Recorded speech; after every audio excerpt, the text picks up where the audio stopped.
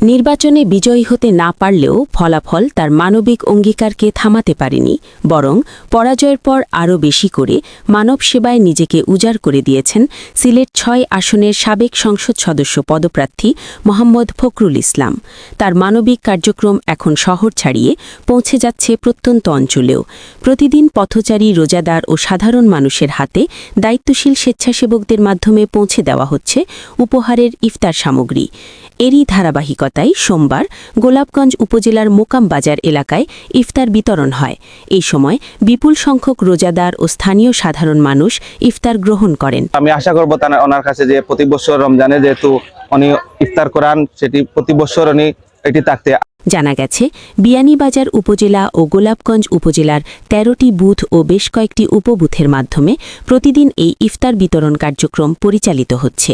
ঈদের সেরা পাঞ্জাবি কিনতে চলে আসুন গোলাপগঞ্জ চৌমোহনীর মসজিদ মার্কেটের ২য় তলায়। থাকছে ঈদ স্পেশাল ডিসকাউন্ট।